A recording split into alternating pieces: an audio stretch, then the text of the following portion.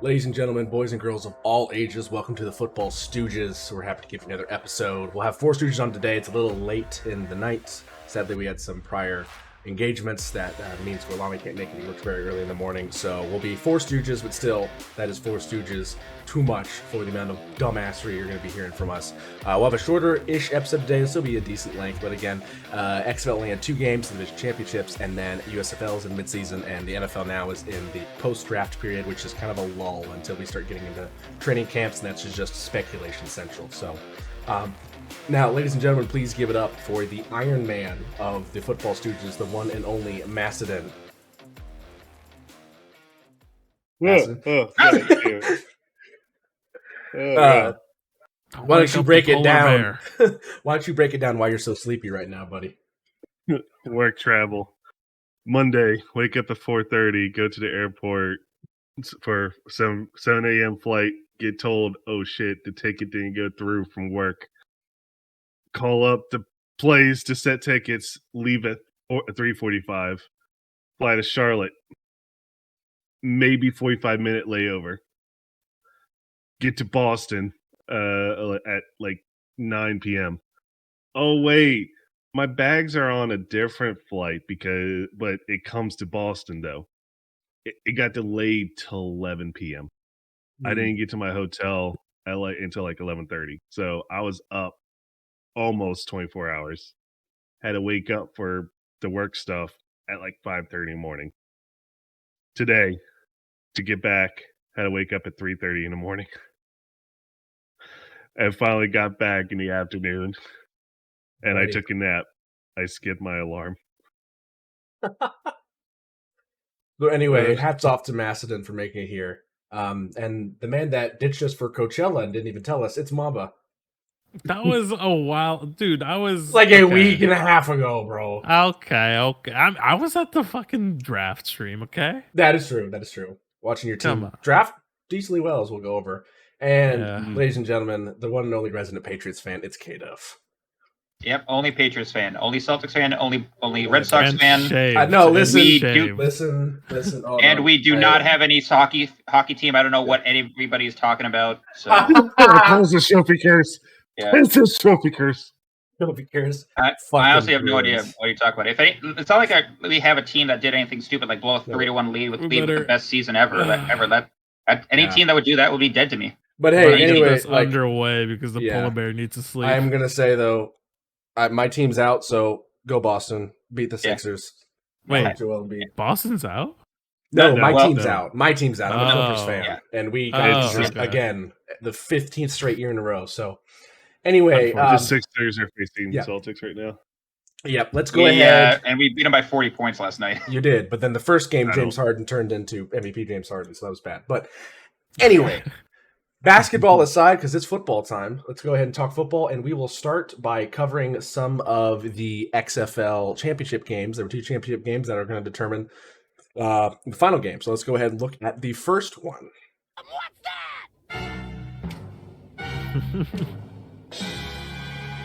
The audio's cutting in and out. Because you piped it through fucking the video broadcast. You dingus. No, it came through the desktop. It's fine, but we'll fix it in post. Don't worry. We'll fix it in post. Yeah. Holy moly. I saw this game. I do have to say a couple of things here. Renegades' defense is fucking nuts. It's really good. Throughout this whole year, they've been very good defensively, but offensively, they've been ass. And Luis Perez went off this game, which is great. And to remind you, Luis Perez started the season on the second worst team in the league, Gorlami's Vegas Vipers. Just let that sink in. That's why he's not showing up. That's why he's not showing up. March or some shit like that. Yeah. Yeah. So, Arlington Renegades win the game 26-11 in Houston. And Wade Phillips is pissed. I think he would be. Yeah, let's go ahead and look at the Renegade stats. Luis Perez, their quarterback, 19 for 27 for 289, 3 touchdowns, no picks, an average passing yardage of 10.7, only 1 sack for 7 yards.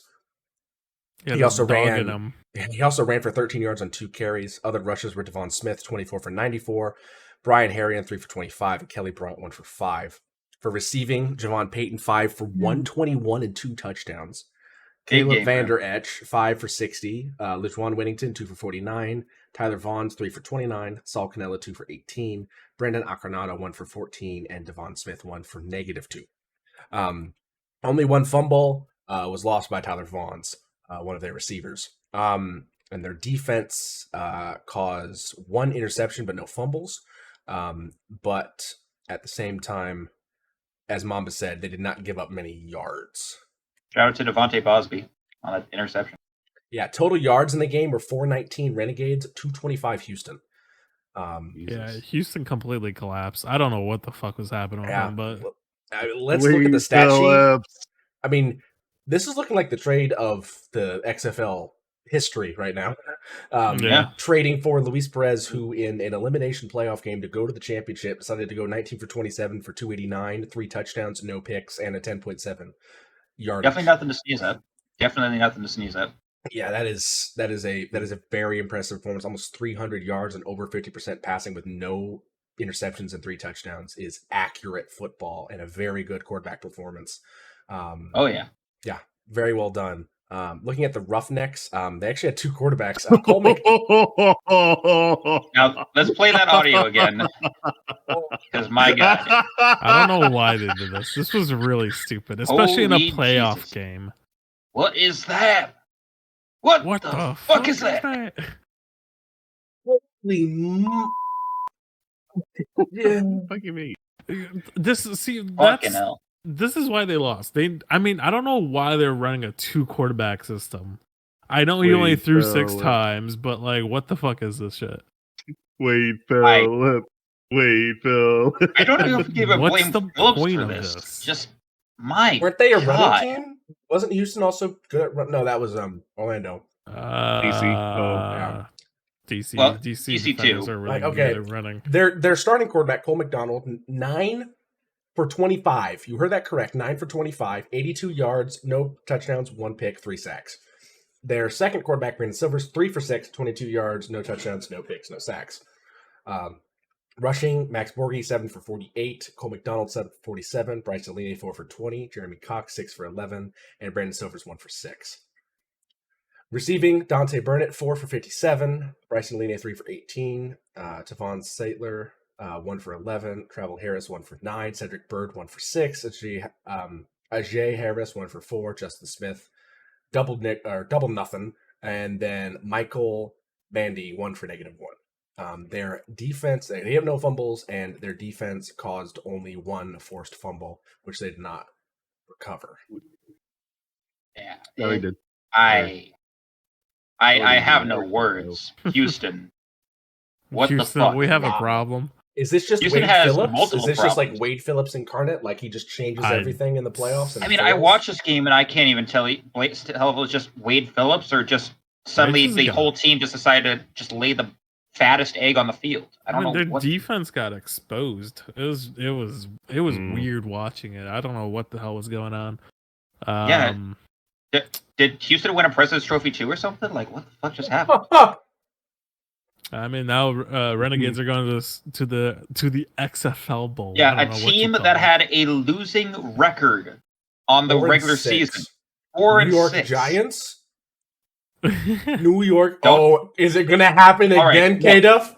Look, I've already had 2 teams. It already happened to me twice. DC. That 2 teams I support, football teams I support, get fucking blown apart by the goddamn Eli Manning of the league. I am not having that happen a 3rd time. DC, all the fucking way. Fucking do this. Get that music out of the fucking helmet catch. And I have Devin Lobb. Okay, we are moving on to the Seattle Sea Dragons versus DC Defenders. We got the ball. Oh, Mr. President, there's a second football. No. And meanwhile, Mastodon's dying, trying to laugh and stay awake at the same time. Fucking Trout Voucher's got fucking suck ass wrong. God damn it. All right. Sadly, my Seattle Sea Dragons, they fell to the DC Defenders 21-37. couldn't get the job done after a really, really clutch playoff run from the Sea Dragons, barely making it in, getting in with a 7-3 record in the hardest division in the XFL, but they fell to the juggernaut DC Defenders. For the Defenders, we'll start out Jordan Tiamu, 19 for 31, 258, 2 touchdowns, 2 picks, and no sacks. Derek King, also 4 for 5 for 41 yards, no touchdowns, no picks, no sacks. Jordan also ran for 9 yards on 2 carries. Derek King, 2 for nothing. Other rushers, Abram Smith, 23 for 48, and Cameron Harris, 5 for 25. For receiving, Billy Moore McKinney, 4 for 80. Lucky Jackson, 2 for 56. Josh Heyman, 6 for 55. Chris Blair, 5 for 51. Ethan Wolf, 1 for 26. And Brandon Smith, 2 for 14. Alex Ellis, 1 for 10. And Abram Smith, 2 for 7. They did fumble the ball, but recovered it. That was by Puka Williams, and their defense caused no turnovers and only 3 sacks for negative 17 yards. These numbers don't really jump out at you on the page, honestly. Like, No. 19 for 31 for 258 is 2 touchdowns, 2 picks is kind of Mid. Yeah, it's kind of mid. 2 touchdowns, but also 2 picks. Good average. Went If anything, the bit over 50%. anything the defenders, their strength isn't in QB. It's basically their rushing attack and a pretty decent defense, if anything. Even then, the rushing attack only had 82 yards. Yeah, but it gave 3 out of 3 the 5 touchdowns he touchdowns. scored.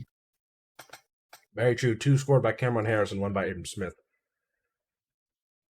So, I mean, yeah, the rushing is definitely a great tactic for them and was used well against a Sea Dragons defense that, didn't really live up to it. Let's go ahead and look at the Sea Dragons. Ben DiNucci had a phenomenal game. 31 for 48 for 295, 6.1 average, 3 touchdowns, no picks, 3 sacks. He also was their leading rusher with 16 yards on the ground on 3 carries. The next nearest was Philip Lindsay with 2 carries for negative 3 yards. So, My God. Yeah, the Sea Dragons rushing attack, I don't think they ran the ball.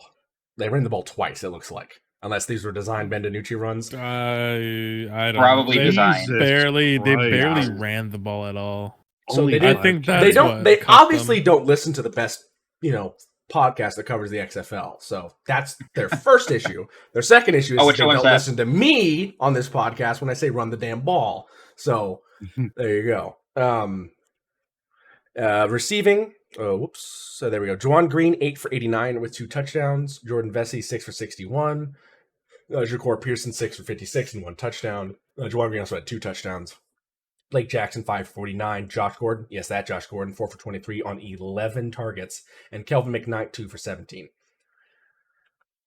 If he had just 3 yards less, Josh Gordon would have the perfect number. Yeah. 420. Dude, we Oh, could have man. had a legendary championship game where we have the Seattle See Me Dragging These Nuts versus the Houston Roughcocks. Yeah.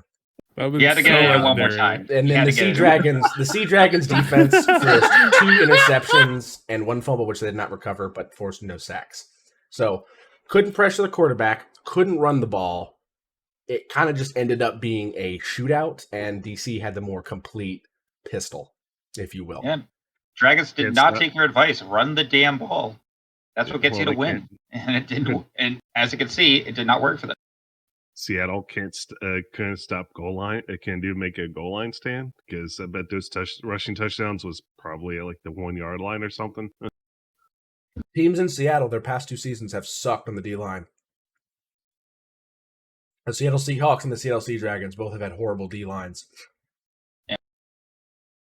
Yeah. And Honestly, you could have upgraded yours but you went cornerback instead. We'll talk about that later, of Yeah. course. But but then also, kind of segueing as well, let's talk about Puna Ford has actually signed with, oh, I just forgot it. hold on, I think I had it written down. I have some notes here about that. He Yeah. signed with Quick segue. Puna Ford, a former defensive the tackle Bills.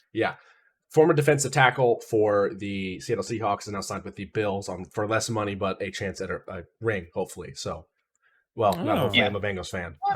I mean, Seahawks are still playoff contenders. They're contenders, but I wouldn't say they're Super Bowl contenders. So Still. yes, this is officially the only XFL games that happened. Only 2 games, obviously. It was the playoffs, so that leaves our championship in San Antonio, Texas, in the Alamo Dome, Saturday, May 13th at did 8 it in p.m. there? Eastern. Yeah, they did it there. I don't know why.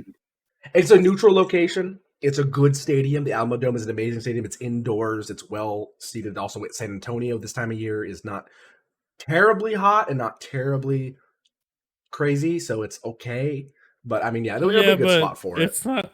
That's weird. I don't know. Also, it's still in Texas, so I wouldn't exactly call it neutral, with Arlington also being based in Texas. If you look at the distance between Arlington and San Antonio, it's fucking huge, dude. That is true. Yeah, but you can fit all of New England, I think, almost in between fucking there's Arlington. There's gonna be a lot of fans in the stands. You can just fit all of New England and Texas twice over. DC? Oh yeah, DC will travel that. You bet your fucking ass. The greater Houston area makes up about half of the square mileage in all of New Hampshire alone. It's insane.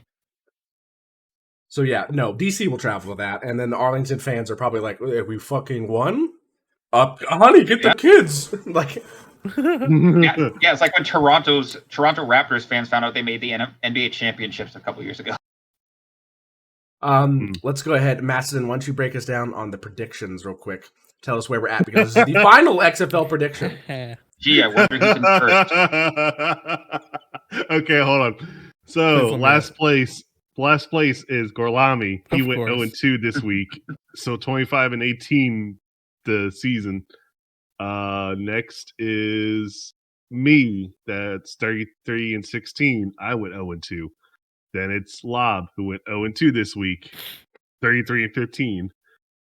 KDF went 2-1 this week, 35-10, and Mamba is 38-12, and he went 1-1 this week. Let's go, my baby. God, Mamba won again. Let's go. Oh, we get to USL predictions now. That's fun. Yeah, we'll. Oh God, I'm doing so bad in there. We'll go ahead and give our predictions for this game. This is the championship. It is Saturday, May 13th, 8 p.m. Eastern on ABC or ESPN Plus. It's going to be an interesting game. It's a high-powered offense and a good defense from DC facing a defensive-minded team in Arlington that has a quarterback that just jumped out of the fucking bushes. So we'll see if that continues. We'll see if that was a one-off. We'll find out. But let's go ahead and take some predictions. I'll start us off. Now that my bias is out of it, DC is an amazing team. They're a juggernaut. They're complete on both sides of the ball, and they have a two quarterback system that actually works, and they run the ball. They're going to win this game. I sadly think it's going to be a bit of a blowout, and I'll take DC by 14. So, for me, we are going to go with America's team, a.k.a. DC Defenders, by 14. I'll say DC by 10. What's taking the underdog? Oh, no.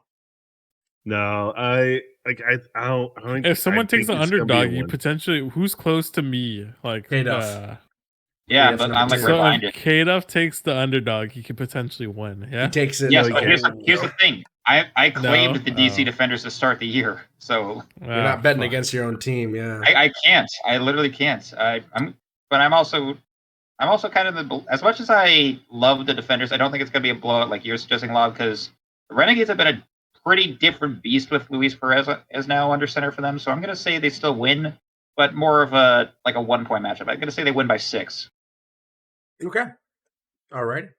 So yeah, the XFL season has officially entered its final week. Actually, May 13th. That's not this weekend. That's next weekend. I believe they have a they have a week off. So I don't know if that's just for a week off. Do they have an All-Star game? I don't know. That'd be nuts if they did. It doesn't feel. There probably isn't. Yeah, so it's not this Saturday, but the one after. Yeah, so in 2 weeks you will see the championship matchup for this. I wonder when they're going to release MVP and all that stuff. Yeah, I'm interested to see what those are. Probably by next weekend. Probably by next weekend, honestly. Yeah. Or this weekend, I mean. Next weekend's the game. Yeah. But, yeah, anyway, thoughts on the XFL season, gentlemen? Very entertaining. Very entertaining. Yeah. I say overall, there's a lot of quality teams, a couple of shit ones like Vegas. Orlando, but even the venues are decent too. They're not terrible. I know. I mean, the Dragons got Lumen Field, the Renegades got the Rangers Old Stadium, DC's got Audi Field where the United Football Club play. That's probably the best crowd, the DC one by far. Yeah. I would honestly say the best crowd I think is St. Louis. St. Louis sold out their stadium multiple times. Yeah, that is true. I would say they're the they broke spring football attendance record. record. Yeah. Yeah, well, after they lost the Rams, they had to have some sort of football entertainment in there. And honestly, I would put them at the same level as DC fans because Battlehawks fans were insanely passionate Bro, about the if team. you remember Yeah. days when Cardell Jones fucking graced the field at DC, that crowd was rowdy. I remember that. That was nuts. That was before COVID started. I think this XFL season's been very positive. I would say the only negative is just ESPN side because Hard to see. Yeah. Sometimes. Yeah. And That the kinda audio, happens. I don't know why, but they sometimes duck the audio. because it's the E team of fucking ESPN, so they're already shit. Like once you go to the B team of ESPN, I wonder who's going to be covering this. Though. This is on ABC, so it's still ESPN They're because still, like, it's- under the umbrella. right. But at the ESPN same running. time, like they could go out and like get Mike Tirico to do this. That'd be kinda cool. They could. No, because I think he does some other stuff during. They'll probably get like Joe Buck while he's simultaneously covering like a Yankees Padres game or something. And we go back to the No, XFL no, game, Joe. and Nate Castellanos out of right field. Y'all remember? No, I think I've sent you guys the Joe Buck AI of him casting the World War II World War bombing. of II Hiroshima. bombing. Yes, you did. What would your guys' dream like 2-man cast for this be? I would love to see Al Michaels or Chris Berman, either one. Oh, And Berman, then- I would love. Yeah, and then from a player side, I would love this for be Tom Brady's opening. That would pull so many viewers. Obviously, he's signing with Fox, Yeah, but this is like a hypothetical, possible, not going to happen scenario. Chris Berman and Tom Brady, legendary. Yeah, I think that would be a good I would pick. go with whoever you said first, Al minus Michaels. Tom Brady. Get Greg Olsen in, and then put Pat McAfee on the field. Oh, Well, I mean, Pat Get the McAfee just had a PMS baby, crew so I on think the he's going to be field. a little bit busy with that. Yeah, he He had a is. baby. I didn't know that. Greg Olsen's congrats, really man. good. Like, it is surprising, and like as a fan's perspective, to look at like the announcing. Greg He's Olsen very is good. really good at what he does. Very, Sure, he very. is Yeah. good. Macedon, And Brady's about to steal his job. Well, I kind of like if I want some nostalgia, like I miss Pat Summerall and John Madden. Like I like that's nostalgia, but if I go with now, you're gonna block her and boom, right through the. well, I mean Pat Summerall was really Yeah. good though. True, yeah. For now, I could see Mike Tirico and like Greg Olsen was pretty good too. Another one. Like the only Oh, go ahead. Sorry. I'm trying to think. It's like maybe Tony Romo is just the only problem is I think CBS kind of told him, "Hey, don't be so into plays. Just be you start being stupid." It's like So I think that's outlandish less- and Tony Romo-ish. yeah. Well, no, what I mean is, it's like CBS probably told him, "It's like, oh, don't actually talk about how the plays went. Just go sucking players' dick now." Yeah. Like I think that was less of Tony Romo doing that and more CBS. Like we need more people being dumb instead of A good announcer that people really sleep on, Kevin Harlan. Kevin Harlan is great. Ooh. Love Yeah. me some Kevin Harlan. Remember? He beats Cox. Yeah, yeah. I'm Great calling line by- both games. Oh, okay. He's the one Yeah. that did the. What about you, K-Duff? What would your Harlan's good. Tirico's good. I honestly, the second you said Berman as an example, that's like one of them. But for what we have now, I kind of like Aikman from player side of things. So probably Troy Aikman on the other side of that. oh Oh, God. Yeah, I'm the one guy L that likes take. it so much. L take. Oh, That's my take. all right, we're moving on. How you, Mama? Oh God, I'm gonna be sick to my stomach. All right. Anyway, we're gonna go ahead and now look at our USFL games.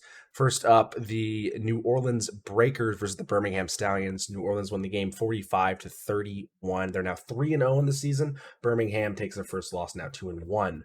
Very nice. Box score. Let's go to that. The Breakers, Bell Thompson, their quarterback, 20 for 28 for a 71.4% completion percentage, 283 yards, 3 touchdowns, and 1 pick. Total QBR was 124.6. Fairly good game from him, honestly. Like 283 for 3 touchdowns, 1 pick is a pretty good interception to pick ratio.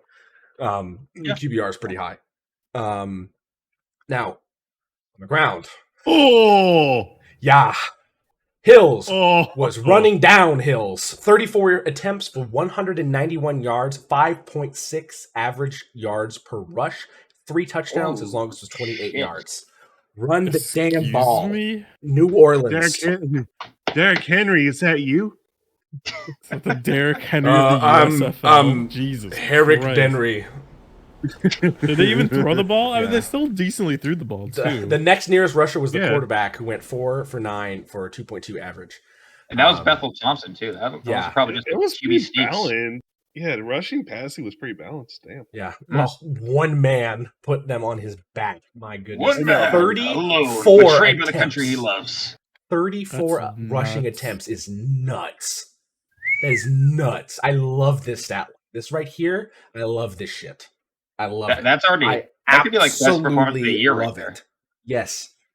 Then receptions, Adams 6 for 75 and 1 touchdown. Anderson 3 for 66 and 1 touchdown. Stewart 4 for 51. Morris 1 for 40. Dixon 3 for 35. Hills 3 for 16. And Stove nothing for nothing. Their defense was able to cause 1 interception and force 5 passes deflected. And I don't think they scored there was any a fumble. Touchdowns. Yeah. This is again, USFL needs to step up their stat sheet because I don't know why there's all this fucking space in between them, but hey, it is what it is. But again, an amazing performance from Hills, their running back for the Breakers, 34 for 191 and 3 touchdowns is insane. Also, all that space, you can't put in their first names. Yeah. Stallions, Mago, 17 for 26 for a 65.4 completion percentage, 238, 9.2 average, 2 touchdowns, 1 pick, total QBR of 104.3. Still pretty acceptable. Yeah, it's all right. It's okay. Doesn't jump out of you. It doesn't, hurt you. It's just, there. Rushing was definitely down. Totals of 46 yards in total, which is for a 12, 16, almost 4 times, nearly 4 times less than one man on the other team. Marble ran 6 times for 24 yards and 1 touchdown. White 4 for 10. Mago 3 for 7, and Morton 1 for 5. So they were outmatched in the run department. In the passing department, they had an outstanding. Davis, 5 for 123 and 1 touchdown. Steinberger, 3 for 29 and 1 touchdown. Watkins, 1 for 24. White, 4 for 23. Mitchell, 2 for 20. Marble, 2 for 19. Then Hardy and Kane both had 1 target but no catches. Their defense was able to get 1 interception as well as no sacks. So not a great defensive performance from either team, as this was a decently high-scoring game, 45-31. But again, this came down to a very balanced, almost imbalanced in the favor of running for the Breakers. They came out and ran 34 times with one man. He had 191 yards. Amazing performance from Hills here. Yeah, not much to add on that. You summed it up pretty good. Wham, bam, run the damn ball. Boom. Yeah. Someone's been watching this podcast. Be like Derrick Henry. Yeah, he has he had 4 more times to rushing than they must have had the ball a shit ton of times. Because look at that. Well, scoring too. Yeah. The other thing I'll say, talking about Derrick Henry, a segue. There have been rumors circling that Derrick Henry has started to process the ability to request a trade, and a possible landing destination has been labeled as Philadelphia. Masterson, though. Yeah, Masterson. They just got Yeah, but the thing is, DeAndre Swift though, it's like, is there? I don't know if there's room now. Well, unless they do a swap. With who? Like, what is Philly gonna give up? I don't even know what they give up. Swap Henry and Swift, and then picks, and then maybe I don't know. Can you trade Swift when he's already been traded once? Yes. Yeah, you can. Okay. It's not like when you sign someone, you're pretty much locked with him for a year. And I mean, that would be good for Tennessee's direction. Derrick Henry has obviously been one of the best players in your organization, probably the second best running back in your organization behind Earl Campbell. He's an amazing performer, amazing talent. However, he's nearing in 30. Running back shelf lives are like bananas. They go bad pretty quick. You don't want to keep them around too long. So you're going to need to rebuild. You are looking for a way to get rid of Ryan Tannehill, and you're going to replace him with Will Levis. Yeah, you're replacing him with Mayonnaise Man. Mayo Man to the Titans. Mayo Man. Look, they're replacing one weird white guy with another weird white guy. All right, like You're not wrong. So you need to get rid of Tannehill, and this is a way to get rid of Henry. Now, it's obviously going to be sad to see him go, but you have to rebuild.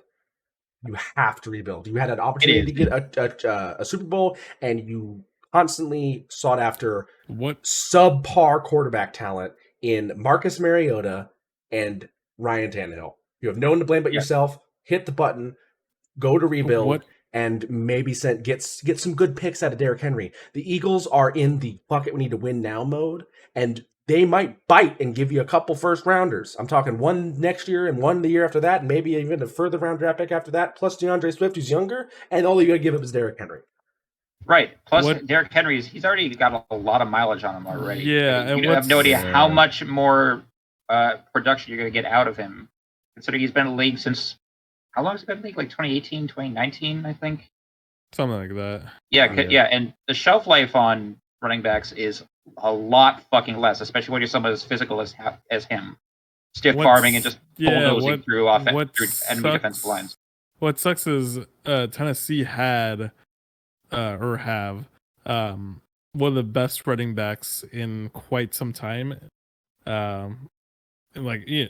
Basically another version of an Adrian Pearson that could produce like him. So, I mean, it sucks that they couldn't do anything with that at all. Yeah. Neither did the Vikings. Like a generational talent. You know what I mean? Neither did the Vikings too. Adrian Peterson's career was squandered away in Minnesota just as much as Derrick Henry's career was squandered away in Nashville. Fair, but yeah. I mean, a lot of good running backs have been squandered talent, like Barry Sanders. I mean, some of the good ones you see, obviously Emmitt Smith, great example. Walter Payton, pretty good example. He won one Super Bowl, two. Walter Payton, Bears fan. At least one. He won the 85, but did they win any others besides that? No, 85. No, he only won 85. Yeah, so no, he got a ring. So I mean, Earl Campbell, no rings. We won't forget 85 Bears. Yeah. Also, I think if the Eagles was going to get Henry, it would have happened during the draft instead of rather than now. The Titans could be looking to try to get some better draft capital in next draft, because I'm not going to lie, next draft is already better than this one. The top talent for this draft is not the same. The absolute disparity and separation between Marvin Harrison Jr. and any other random fucker in college football is so massive that you could probably stretch the entire population of Liechtenstein from one end to the other. We also have one of my favorite fucking names in draft. We already had Sauce Gardner 2 years ago. Welcome, cornerback from Alabama, Kool-Aid McKinstry. The guy's name is Kool-Aid. Who named their kid Kool-Aid? Come on, it's not a name. His name is like Kajansi McKinty, but he his nickname is Kool-Aid, and he's just been going by that. Knock on wood, barring any injury, Marvin Harrison Jr. will be a first-year Pro Bowler. He is insane. Height, speed, talent, quickness, route running, foot speed, hands, everything. So the Titans may want to be like, we get a really good receiver, we could draw in a pretty good quarterback. So tank for Marvin Harrison this next year, find a way to offload your older players, Tannehill and Henry, and move forward.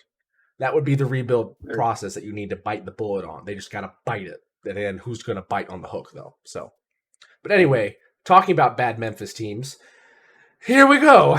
The Memphis Showboats now fall to 0-3, losing to the Houston Gamblers, getting their first win, 26-30. Houston Gamblers now 1-2 on the season.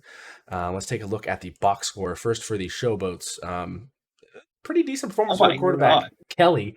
21 for 38 for a 55.3% percentage completion rate, 307 yards in total, 8.1 average, 2 touchdowns, 1 pick, a QBR of 88.4. You had 300 yards and only got 2 touchdowns out of that? Yeah. Fucking hell. He also ran the ball 4 times for 17 yards, but there was not much running after that. White, 3 for 6, and Collins, 8 for -2. Wow. Sweet Jesus. Yep. And then receiving was not great. Their highest receiver had 71 yards and 3 catches. That was McDaniel. He also had 1 touchdown. Mitchell, 2 for 56. White, 2 for 36 and 1 touchdown. Dillon, 3 for 34. Mitchell, 2 for 34. Foul play, 2 for 31. Davis, 5 for 24. Wilson, 2 for 12 and 1 touchdown. And Helm, 1 for 10. Their defense was able to cause 1 interception and 1 sack. So their quarterback played pretty well, but 21 rushing yards in total is yikes. Even in today's game. You got to have a balanced attack, or the defense is just going to sit back there and just play coverage. So, not a balanced attack. Memphis, you're not doing so great. Let's look at the Houston side. Their quarterback, Bahar, 2 for 36 for 235, a 61.1 completion percentage, average passing of 6.5 yards per pass, 2 touchdowns, 1 interception, QBR of 87.2. A kind of meh performance. On the ground, though, they were a lot better. They split up the running between Thompson, 21 for 81 and 2 touchdowns, and Pledger, 4 for 44. Also, Bahar did run 2 times for 7 yards. Receiving, Hall, 6 for 90 and 2 touchdowns. Peterson, 4 for 63. Thompson, 3 for 32. Alexander, 4 for 26. Pledger, 2 for 8. And Sig Jr., 1 for 7. Kism, 1 for 6. Barnes, 1 for 1. Their defense was able to force 1 interception and 2 sacks. Again, as we've talked about in the USFL and the XFL and the NFL for quite some time, balanced attacks tend to do a little bit better. And a 235 passing, 132 rushing looks a lot better and performs a lot better than a 308 passing, 21 rushing. So there you go. Gotta run the damn ball. You got to run the damn ball sometimes. You got to put your head down. You got to get some big hogs up front, and you just got to go. So Memphis falls, again, at home by 4 to Houston, who was winless coming into this. And Memphis is now still winless coming out of this. Not a good look in front of your hometown fans. Moving into the latter half of the games, and oh boy, Macedon. Pittsburgh v. Philly, oh my dude. God. He's like, the polar bear has spoken. I think that's the Mahler's first win ever. It is. I think so. Jeez. I think I still feel the jet lag. You didn't cross time zones. You went north. I don't care. It still fucking sucks. Man's still tired, all right? Yeah, you're fair. Valid. The polar bear needs to sleep. Anyway, Pittsburgh gets the win against Philadelphia. This was the Battle of Pennsylvania. They win 21-13. Pittsburgh moves to 1-2 in the season. Philadelphia falls now to 1-2. Let's go ahead and look at the box score first for the Maulers. Not a great performance from their quarterback. 10 for 18 for 55.6 percentage, 95 yards, 5.3 averaged, 1 touchdown, no picks. So kind of like a low amount of passing. So they only had 96 yards in passing total, but they had 135 in rushing. T. Williams, 7 for 65. Grosek, 15 for 40. London, 8 for 30. And Gaither, 1 for nothing. No touchdowns there, and also only 1 touchdown through the air, which was passed to Gaither, 4 for 30 and 1 touchdown. Other receivers, Stoke, 2 for 35. Grosek, 1 for 13. Hine, 2 for 10. Turner, 1 for 8. And Risen, double nothing. Their defense was able to force 2 interceptions and 3 sacks. So a pretty good defensive performance from them that definitely helped out this fairly struggling offense, which went 96 in the air, 135 on the ground. So kind of balanced, but at the same time, a little low. So it sounds like the defense defense. helped. It sounds like the defensive play was probably the main key for them there. 3 sacks, 2 fumbles or interceptions, was it? Yep. Yeah. Okay.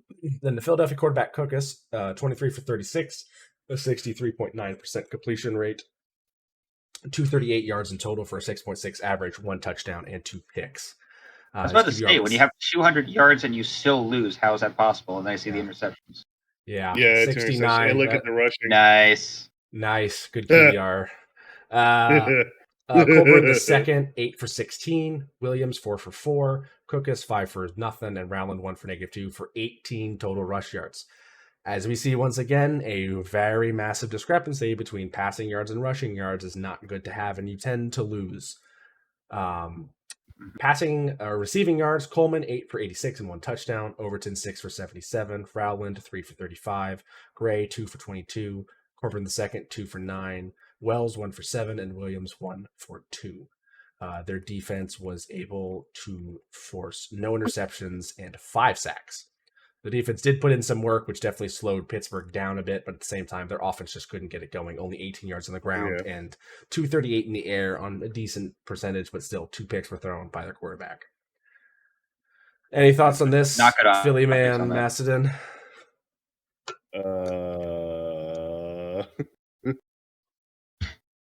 This has got to sting a little. Even though this is the USFL, this is still Pittsburgh versus Philly. Yeah, it does. It does. It does. All right, and the final game. God damn it, Michigan. New Jersey Generals 28 for 28. Michigan Panthers 13. Both teams are now 2-1 in the season. Michigan falls at home to the Generals. Let's go ahead and take a look into the box score. The Panthers, their 2 quarterbacks were Love and Strong. Love 15 for 31 for a 48.4 completion percentage for 101 yards, 3.3 average. No touchdowns, 1 pick, a abysmal QBR of 42.5. Strong, 4 for 9 for 44.4% completion rate. 62 yards for 6.9 average, 1 touchdown, no picks, a 104.9 QBR. For rushing, Scott III, 12 for 63. Corbin, 8 for 38. Love, 3 for 13. In total, 144 yards of rushing. For receiving, Quinn, 5 for 61, 1 touchdown. Walker, 4 for 30 and no touchdowns. Corbin, 5 for 27. Teeny, 2 for 23. Ball, 1 for 13. Scott III, 2 for 9. And then Hyman, Ross, and Sims both had targets but no catches. Defensively, they caused no interceptions, only 1 sack. So not a great defensive performance from them, even though their offense was pretty well balanced, but only managed to score 13 points. Moving on to the Generals, Johnson 10 for 15 for 66.7% completion rating or completion percentage, 180 yards in the air, 12-yard average, 2 touchdowns, no picks, QBR of 147.2. He also ran the ball 98 yards on 10 attempts for 1 touchdown, so a great performance from him. Victor 9 for 68 on the ground and 1 touchdown. Williams 6 for 25, and Green 2 for 7 for 198 in total. So again, very balanced attack. 180 in the air, 198 on the ground. Receiving, Amore 1 for 72 and 1 touchdown. Victor 1 for 51 and 1 touchdown. Eccles Looper 3 for 23. Bowman 2 for 14. Green 1 for 11. Williams 1 for 5, and Moore 1 for 4. Their defense caused 1 interception and 2 sacks. So a much better defensive performance from them. Again, these were 2 pretty well-balanced teams, but again, the Generals had a better balance of rushing and passing. And on top of that, a much better defense, which you need to win very competitive games such as this. Yeah. Yeah. Yeah. Pretty well performance, even though I think, again, the amount of passes that these teams took, like obviously Panthers took a ton. They took 40 in total and made 19, just under 50%. Only 15 were taken by the Generals, and they ran the ball 27 times. So interesting to see a team with a little bit more run focus. But again, these 10 rushing attempts by Johnson, who's the quarterback, might not all be designed quarterback runs. It could have been some scrambles when nobody was open. So interesting to look at. Interesting to look at. All right. That wraps up our USFL. What's interesting is our prediction points this past week. Yeah. Go ahead and break those down. So K-Dup is first right now at 11-5. He went 0-4 this week, though. Oh, excuse me. Okay. Next, it's tied between me and Lob. Lob went 0-4 this week, but he's 10-4 for the season. I went 2-3 this week, so I'm 10-4 the whole season. Then it's Mamba at 10-5 for the season. He went 2-3, and Gorlami is 7-7. He went 0-4 this week. Wait. So who's doing the best right now? K-Duff. K-Duff by it's K-Duff. 1 or half. And I'm doing second worst. Well, yeah, because me and Masson are tied for second right now. Yep. And then it's Mamba and then Gorlami at last. Yeah. Let's go ahead and get into the predictions for the next week. The Saturday games are being held in Detroit, Michigan. You have a doubleheader, one at 1 and one at 7. The first one, 1 p.m. Eastern on Fox. Houston plays Philly. Even though Philly took a loss in the Battle of Pennsylvania, again, Houston does not look that great, and I'm going to take the Philadelphia Stars in this by 8. Yeah, I'm going to take Philly. I'll take Philly on this by 3.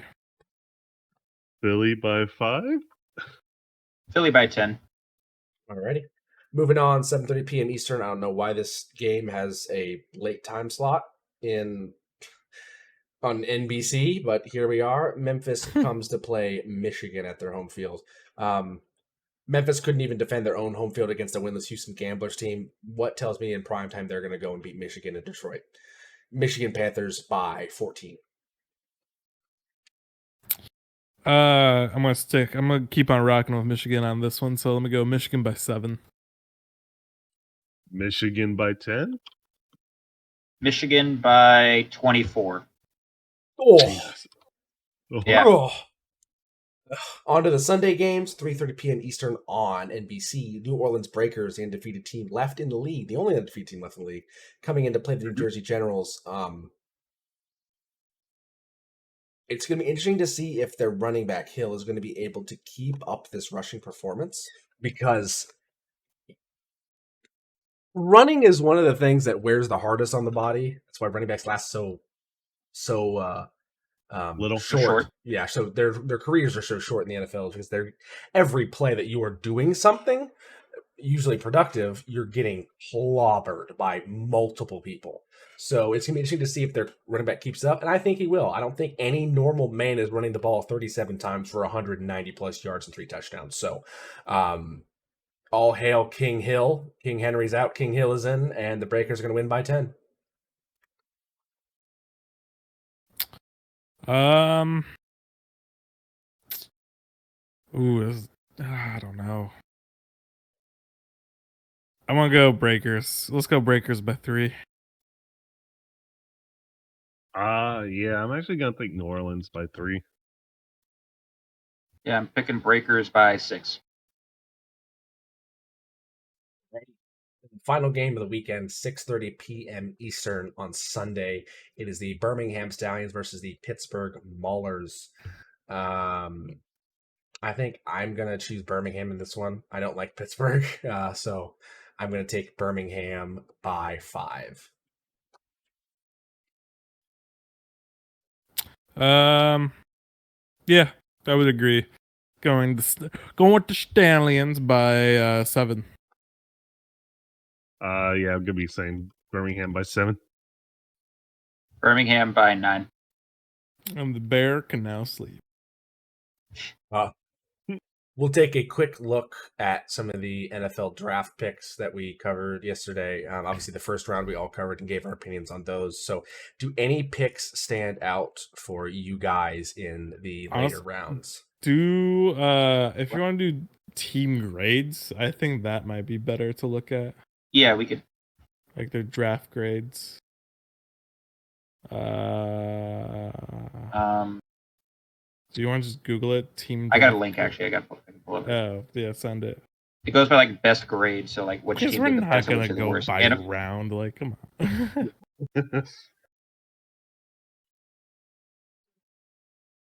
there we go. The cameras are going to look a little weird for a second, so apologies. But Oh wait, shit! This is the fucking Albany stuff. oh, Yeah. the right link. Me to get the right link. I have like 8 tabs open. When you have to forgive me. Also, while we're having this segue moment, thoughts on the signing of Antonio Brown to the Ravens? Which is fake. It's fake? Yeah. Wait, what? Yeah, let me give you guys a little bit of a timeline. What? I thought that was real. Let's reset the clock. Because, yes, there's been another Antonio Brown thing. Multiple, in fact. Yeah. Huh? So, we start out all the way back on March 2nd. There's this Arena Football League team known as the Albany Empire, 2-time champions for the league. Pretty good roster, great head coach, and a former legend of theirs when they used to be known as the Firebirds, but was a guy by the name of Eddie Brown, the father of Antonio Brown, who on March 2nd purchased a spot as part owner of the Empire, which gave him 47.5% of the company. We then fast forward to April 6th. 10 days before the season opened, he fired head coach Tom Menace, who was the guy who coached them to 2 straight champions, which is very hard to do in any football league, I have to say. Then there's a bit of a... the first game on April 15th, he has a bit of a controversial opinion that he now owns 100% of the team, and while previous owner disputed that because he said he still owned half of it, but then it was eventually announced that Brown took over quarter's share, giving him 95% ownership of the team.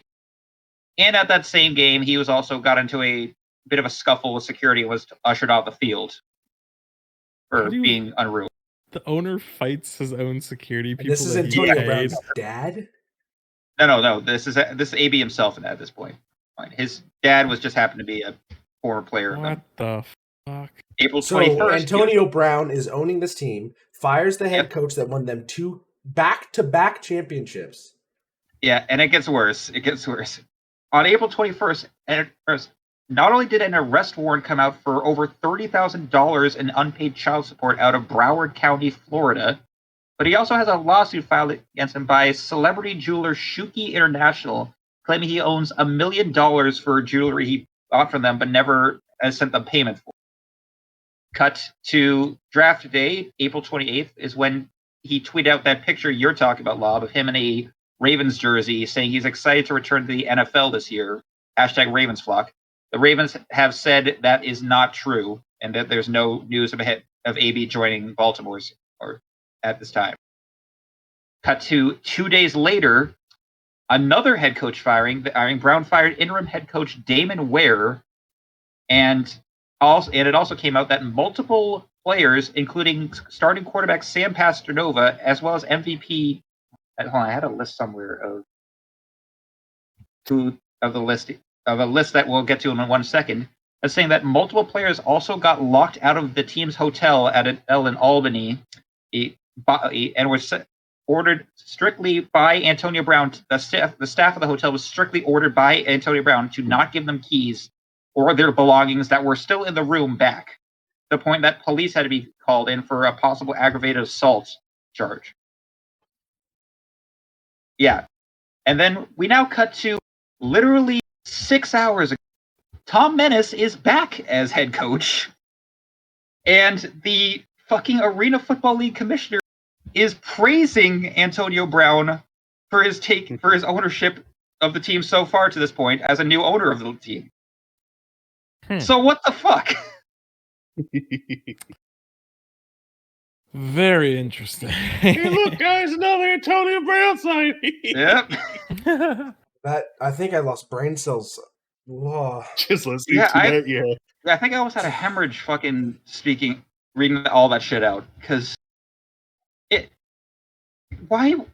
you know what of a ticking time bomb this guy is. Why do you give him ownership of anything? I wouldn't fucking trade a Yu-Gi-Oh card to this guy. It's fucking ridiculous. Oh my goodness. That is insane. Antonio Brown. All right. Let's go ahead and look at Sports Illustrated draft grades. Eagles A+, I think we're all in agreement there. Jalen Carter, a big name, defensive tackle, stops the run. Also, another Georgia Bulldog, Nolan Smith.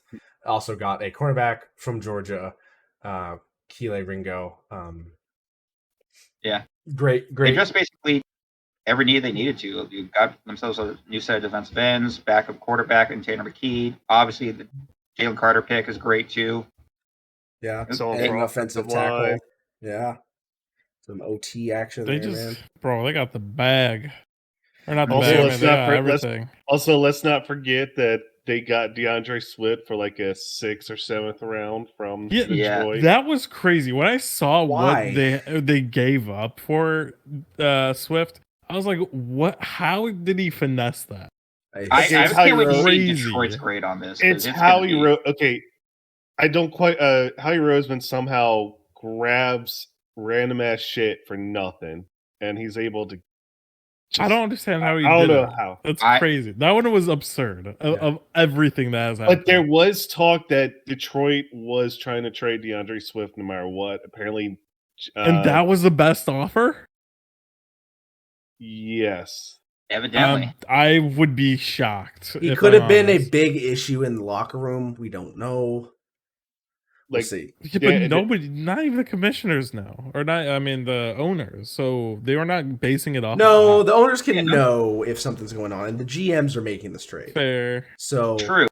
The big thing that's coming down to the head coach says this guy's an issue in the locker room. He needs to go. That could be what happens. That could also explain, again, the boneheaded TJ Hawkinson trade that did nothing for the Detroit Lions last season. I think that, this could just be a Detroit Lions thing where their GM is a complete dumbass and just give away pieces for basically another Bill O'Brien. Well, just trade away a piece for a ham sandwich and $5. But remember this: Detroit did start winning after trading Hawkinson. That's true, but I don't know if that was in spite of Hawkinson or not, or I know, but they suddenly realized their talent. I don't know. Well, fixing their defense after firing their secondary coach. Yeah. Carolina Panthers, a grade A. I mean, they're the number 1 overall pick. They got Bryce Young, who was the best complete quarterback. They also got John Mingo, wide receiver out of Ole Miss, as well as DJ Johnson, defensive end out of Oregon. So a pretty good lineup for them. Yeah. Again, not a ton of picks. They only had 5. So small class, but that's mainly because of all of what they gave up to move to number 1. Right. Thank you, Mamba. Texans did amazing. I love what they did. They had CJ Stroud at quarterback, and then they immediately traded up to the 3rd pick to get Will Anderson Jr. out of Alabama. You have an offensive leader and a defensive leader right there. Not to mention they also got some pretty good value in Drew Scruggs, center from Penn State, as well as Tank Dell, wide receiver from Houston. Amazing picks from them. Even in the later rounds. The only confusion: why 2 centers? Because they also pick up Jared Patterson. Again, centers can normally play guard pretty well, so that's true. They could move one of them. You don't know. And again, Notre Dame, and Big Ten schools like Penn State make good linemen. So very true. We'll see how that goes. Pittsburgh Steelers. I hate that they did this well, but they did do that well. They got offensive tackle Broderick Jones from Georgia, who was amazing. Joey Porter Jr. from Penn State, who was very good. Keanu Benton, defensive tackle from Wisconsin. And then also the beast, Darnell Washington out of Georgia, who looks like basically George Pickens, but as a tight end. Also, Nick Herbig's about to join his brother on the defensive line. Like I think my favorite quote was a U-Tree's draft. Like Pittsburgh now has so many family connections, it's almost incestuous. Oh yeah, Joey Porter Jr. Yeah, you saw Joey Porter. And Nick Herbig's that big joins his brother. I think is a DE on that team, and the Watt brothers that are still in there. Right. Indianapolis Colts got in. Oh, go ahead. I think he kind of joked, just like it's starting to become incestuous. Yeah, that's Pittsburgh. That's the one. Yeah. Indianapolis Colts got an A-. They are taking a kind of risk at Anthony Richardson, who could tend up being a Zach Wilson, who does good in the combine, but it's shit regardless of that. But Colts need a quarterback, so they I think that's the best pick. It's still like the only iffy pick for me because he's extremely raw. But like the second people see like that kind of talent, that's almost like the same thing you saw out of like Josh Allen or Patrick Mahomes, or 1 in a million success stories. Always so just so they're like, oh yeah, we definitely did that. We'll be a contender again immediately. Yeah. So he'll have to develop, but you never know. They also got cornerback from Kansas State, Julius Brents. They got Josh Downs, wide receiver from North Carolina, as well as offensive talent Blake Freeland from BYU. So some good picks for them. Freeland. Yeah, Blake Freeland. And then one of the more difficult names to pronounce, Adetomiwa Adebawore out of Northwestern too. Yeah, pretty decent defensive tackle. I'm just thinking East West. Yeah. Again, a lot of picks. They had 2 4ths and 4 5ths, 1 6th, and 2 7ths. So some of these players might stay around. I don't know, but we'll see what happens. Again, there have been some really good late round picks. Seattle Seahawks. They did pretty well as well. A- in the grade. They had cornerback out of Illinois, Devin Witherspoon, who's a great hard hitter. That could be great. They also somehow got Jackson Smith and Jigba at 20 overall, who looked like one of the better wide receivers in this class. So great on them. It's going to be a great option for Geno Smith. Derek Hall, defensive end from Auburn, as well as Zach Charbonnet, running back from UCLA. I have no idea why wide receivers went so late into the first round this year. That was Nick Jigba was the first one taken out of the entire draft. Also, this right here is a fucking steal.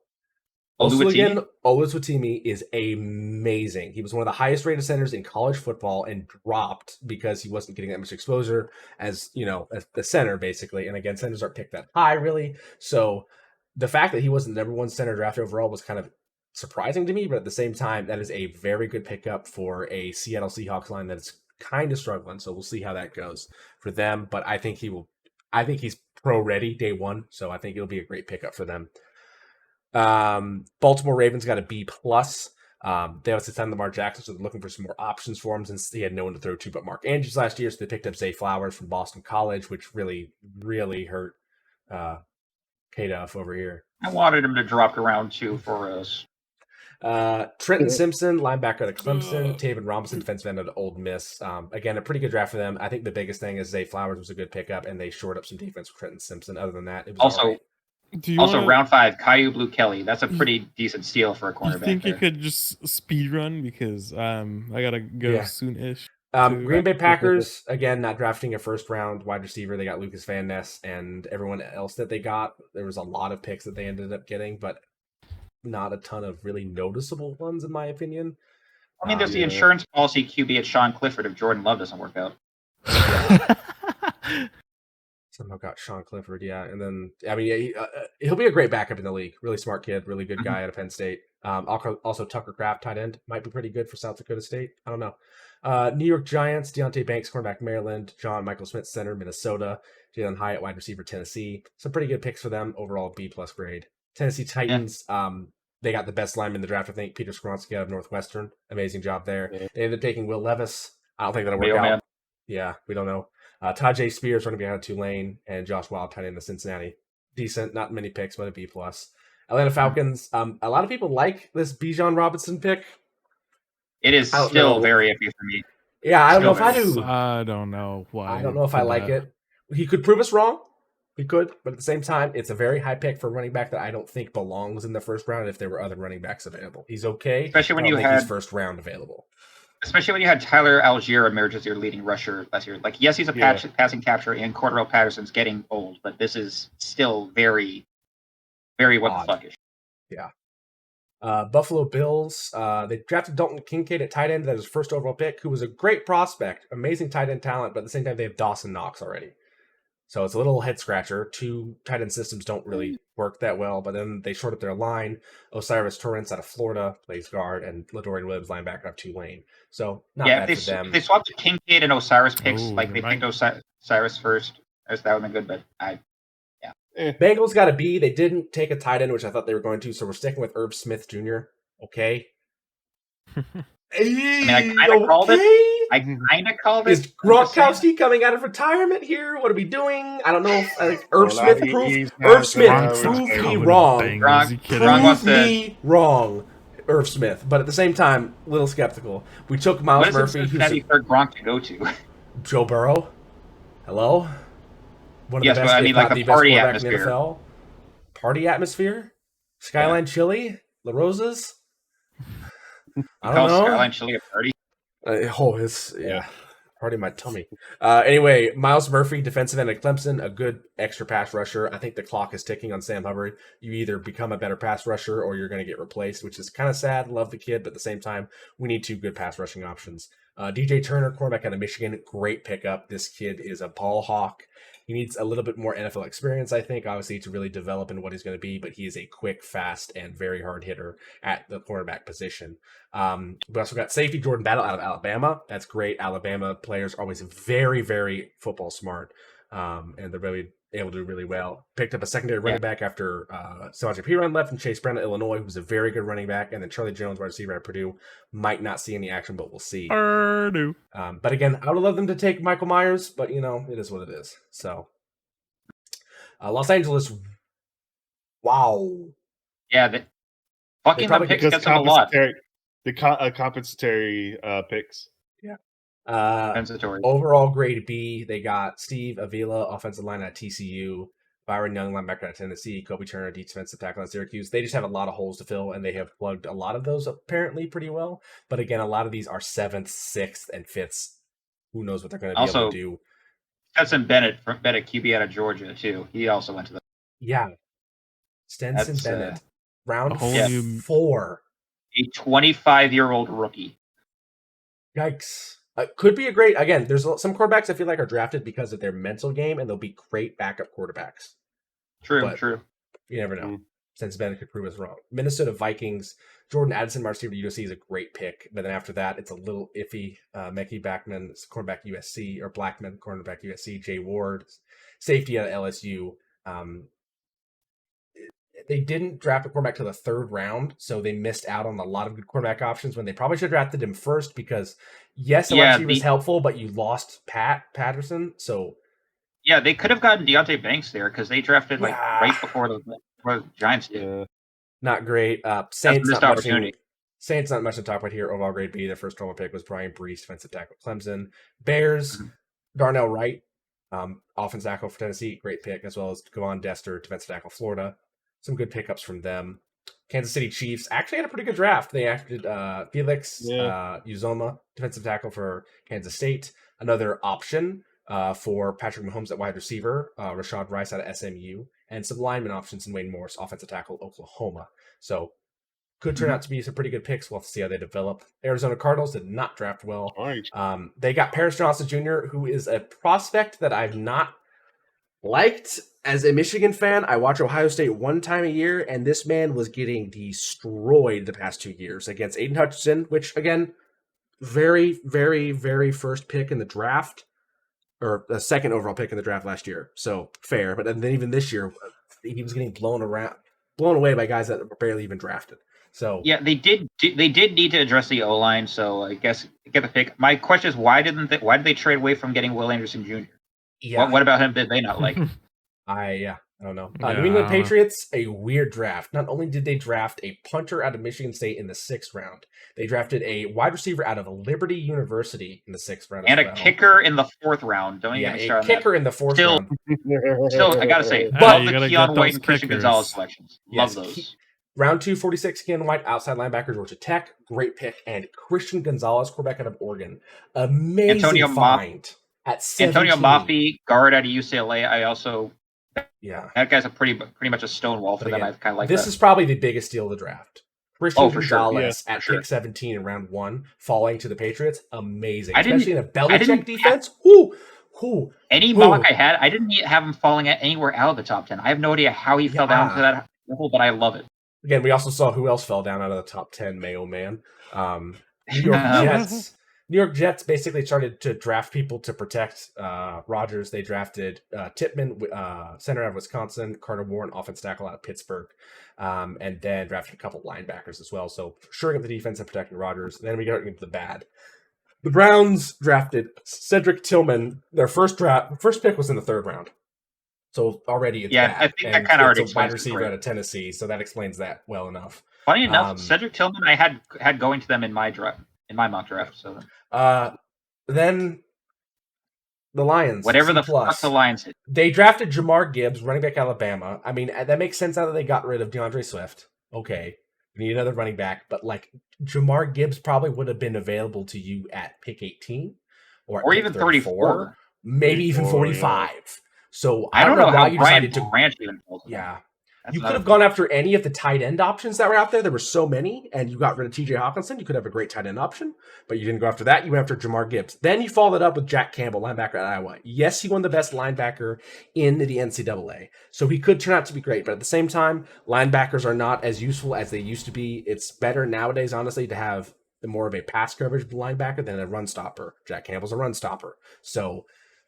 they also got Hendon Hooker out of Tennessee. That's a pretty good pickup, but that's also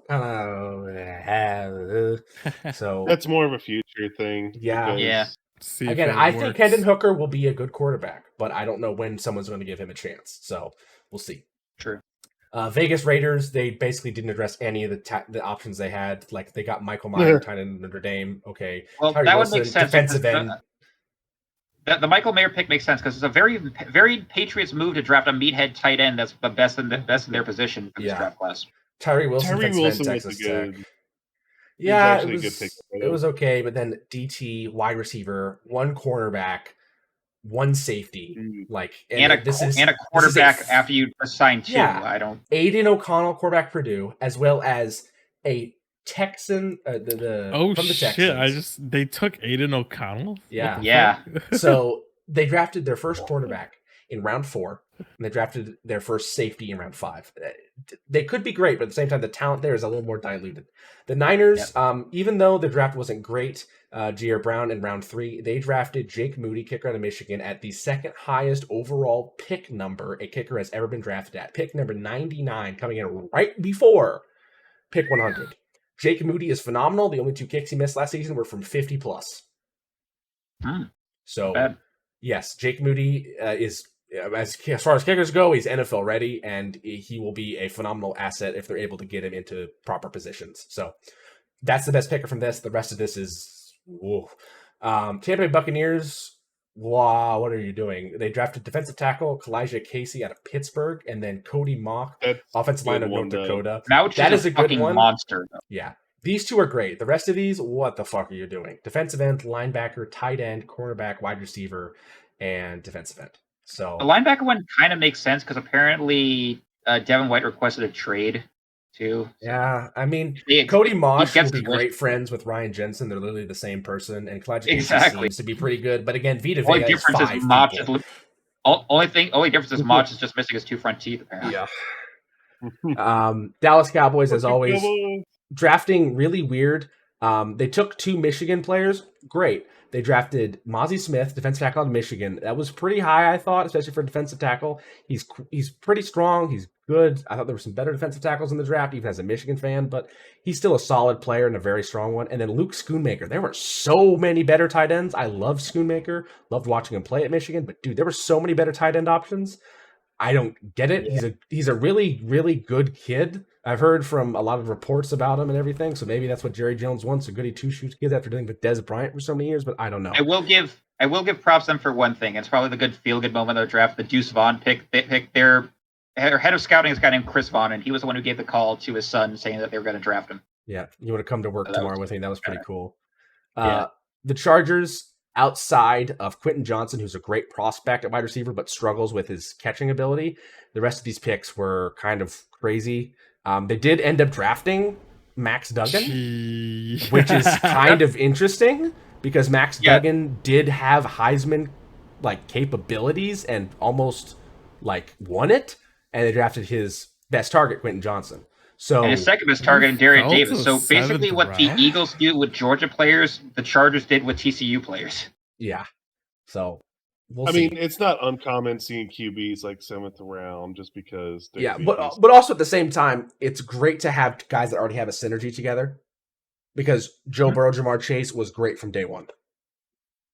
No question. So, Washington Commanders, their organization shit, their drafting shit, everything shit. Who fucking cares? Jacksonville Jaguars, kind of disappointing. They had a ton of picks. First round, second round, third, fourth, fifth, sixth, seventh, all the way down, and they didn't draft great. Their best draft was round 1, number 27, Allen Harrison, offensive tackle, Oklahoma, who didn't look that great and also had injury problems. Brenton Strange, tight end for Penn State, was barely noticeable in the Big Ten even. I don't know why he went that high. They drafted Tank Bigsby, running back out of Auburn. Yeah, I don't know why Balky really likes to draft running backs every single year, but he does. The Harrison pick also sort of makes sense because Cam Robinson just got suspended for PED stuff. So maybe that's their temporary replacement to see how he does on whatever position Robinson's at on the line. But Denver Broncos now have a white Bronco. Riley Moss, quarterback out of Iowa, is one of the first white cornerbacks to be drafted in recent years. So a rare one too. A rare one dying breed. Yeah, and they got a D+ for that. I mean, their first pick was number 63 overall. So yeah. Miami Dolphins, they got fucked because they started tampering with shit, and their best pick was Cam Smith, cornerback out of South Carolina. So yeah, only 4 picks. That didn't do great. And that is the wrap up of the draft and our opinions on it. It is very late for a lot of us. I had a full day work and basketball today, so Mamba's tired. Maston's been traveling, and K-Duff is just sick of being a Boston fan after his Bruins choked the 3-1 lead to Florida hockey. I have no idea what that team is. Let team the is. big Like bears I said, sleep. I already said it. Like if any team like blew that thing, they would be dead to me. I don't know who you're talking about. All right. But thank you for attending this little bit shorter but decently length episode of the Football Stooges. Next week, we'll be giving you the USFL breakdown, and we'll find something to do for 10, 20 minutes because there's nothing else but the USFL next week because the XFL's off for a week. But for myself, for Maston, for Mamba, and for Big Llama hosting. Big llama. And for K-Duff, thank you for watching this Football Stooges episode. Make sure to like and subscribe to our channel or podcast or whatever, and leave us a question down below. We hope you enjoyed the football 4-hour fucking live stream last week. If you didn't catch us on our YouTube channel, we'll not be uploading that to podcast, so check it there if you haven't seen it. But again, as always, enjoy football. Enjoy the great weather before it gets too damn hot wherever you live. And most importantly, run the damn ball. Have a good night. Adios, amigos.